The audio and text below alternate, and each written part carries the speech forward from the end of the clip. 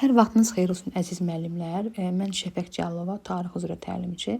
Bugün sizə Hindistan haqqında məlumat vermək istəyirəm. Deməli müəllimlər, bir şeyi bilməliyik ki, mən həmişə öyrədəndə qabaqda deyirəm, Çinlə Hindistanı paralel öyrədirəm. Deməli burada biz dedik ki, Çin harda yerləşir müəllimlər? Dedik ki, Asiya qitəsinin şərqində. Hindistan isə Asiya qitəsinin cənubunda yerləşir. Deməli bu Çin ərazisidir, bu isə Hindistan ərazisidir. Biz dedik ki, Hindistanda dünyanın ən hündür dağı olan Himalay dağı yerləşir. Himalay dağında hal-hazırda sizlə bərabər görürük, bu hissədədir. Daha sonra dedik ki, Çində əsas 2 dənə çayımız var. O da Hind və Qanq çaylarıdır və Hind və Qanq çayları deməli yarımadanın qərbində və şərqində deməli axır çay olaraq. Daha sonra isə bilməli biz öyrəndik ki, sizlə bərabər Çində ilkin dövlətlərə eramızdan əvvəl 2-ci minildə rast gəlinir. Düzdürmü yoldaşlar?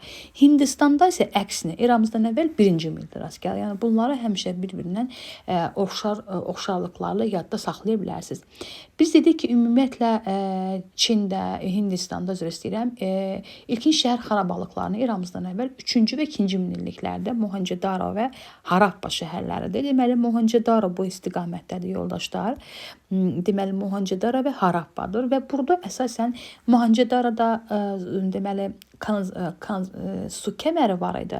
Amma Harappada isə 2-3 mərtəbəli evlər, böyük sənətkar emalatxanaları və s. deməli vardı. Lakin deyir ki, bunun bilinmir ki, hansı səbəbdən deməli onlar şəhəri tərk etmişlər. Deməli biz dedik ki, 3-cü və 2-ci minilliklər, düzdürmü yoldaşlar? Təxminən eradan əvvəl əlbəttə ki.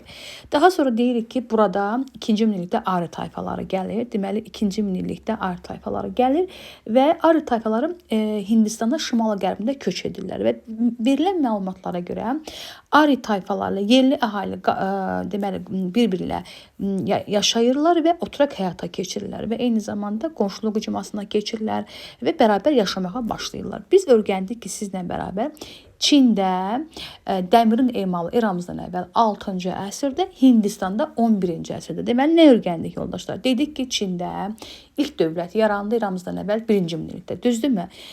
Deməli, Hindistanda eramızdan əvvəl 1-ci minillikdə. Çində isə eramızdan əvvəl 2-ci minillikdə. Hindistanda dəmirin emalı eramızdan əvvəl 11-ci əsrdə, Çində eramızdan əvvəl 6-cı əsrdə. Bunu yadınızda saxlayın. Daha sonra deyirik ki, məşğuliyyətləri isə əsasən biz bilirik ki, əkinçilik, maldarlıq, sənətkarlıq və s. olmuşdur. Çində qullar adlanırdı, yad düşmən adlanırdı və belə deyək, ümumiyyətlə belə yadınızda saxlayın. Harda 6-cı əsr görsünüz, onun əhəməni götürün. Harda, həmişə mən müdavimlərə bu cür deməli yadlarında qalmaq üçün deyirəm. Harda 4-cü əsr gördünüz, onu Makedoniya dövləti gördü. Deməli 6-cı əsrdə deməli Əhəməni dövləti Hindistanın şimal-qərb hissəsini ələ keçirmişdir. Makedoniya İskəndər eramızdan əvvəl 327-də bunun deməli Hindistanı ələ keçirmişdir. Hind çayına qədər torpaqlarını. Lakin əskərlərin yorulması və eyni zamanda əhalinin güclü müqavimətindən bu geri çəkilmişdir. Biz deyirik ki, 323-cü ildə təbii ki, eradan əvvəl hamısı İskəndər öldü. Bundan sonra artıq Makedoniyalı imperiyası dağılmağa başladı və Hindistanda Yunan Makedoniyalılara qarşı bir mübarizə meydana gəldi və həmin mübarizədə Chandragupta, yəni Mara sülaləsindən olan hökmdarlardan biri Chandragupta mübarizə aparmışdır. Amma biz deyirik ki, yoldaşlar, Hindistanı ilk dəfə olaraq vahid halda birləşən Aşoka olmuşdur. Eramızdan əvvəl 3-cü əsrin 2-ci yarısında yadınızda qalsın. Aşoka deyəndə ağla nə gəlir? Aşoka deyəndə ağla Budizm dininin təbliğatçısı gəlir. Aşoka dedikdə bir sıra sahələrdə islahatlar keçirmək adı gəlir. Aşoka dedikdə bu islahatları xalqa çatdırmaq üçün 33 yerdə onun kitabəsini qoyur və ən çox Budizmi təbliğ edən bir hökmdar kimi tarixə düşmüşdür. Və 180-ci ildə artıq Aşokanın vəfatından sonra ölkə deməli parçalanmışdır. Yəqin ki, yadınızda qaldı. Deyirik, Çində ilk dövlətdən gedir söhbət yoldaşlar. Eramızdan əvvəl 2-ci minillikdə, Hindistanda ilk dövlət eramızdan əvvəl 1-ci minillikdə. Çində dəmirin emalı eradan əvvəl 6-cı əsrdə, Hindistanda eradan əvvəl 11-ci əsrdə. Yadınızda qalsın. Hindistanda vahid halda birləşdirilmə olub eramızdan əvvəl 3-cü əsrin 2-ci yarısında. Harda 6-cı əsr görsünüz, onu götürün Əhəməni, harda 4-cü əsr görsünüz, onu götürün Makedoniyaya götürərsiniz.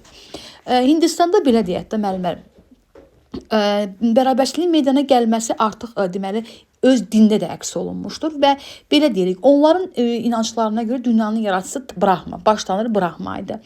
Brahma görə insanları kastla, yəni kast nə deməkdir? Heç bir insanın hüququ dəyişməməlidir, dəyişməyən hüquqları vardır. Və biz deyirik ki, kastlar eramızdan əvvəl 12 və 11-ci əsrlərə aiddir. Yadınızda qalsın müəllimlər. Deyirik ki, Çində yazı bambuq üzərində, şahın fərmanları isə deməli yazılıbdır, deməli ipək parça üzərində. Hindistanda yazı palma yarpaqları üzərində, Şumerdə yazı gil lövhələri üzərində, Misirdə yazı isə yoldaşlar yadınızda qalsın.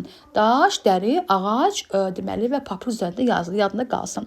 Deyirik ki, Hindistanda əsasən deməli 0 rəqəmini elmə bu gətirmişdir. 10 rəqəmini bu ixtira etmişdir bu dövlət tayfa olaraq.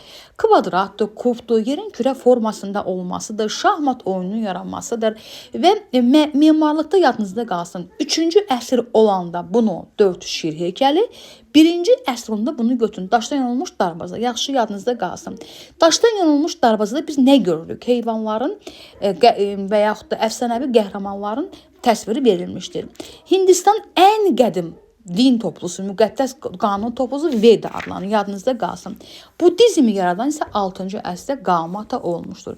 Gaumata deyir ki, kastaya qarşı çıxırdı. Və beləliklə yoldaşlar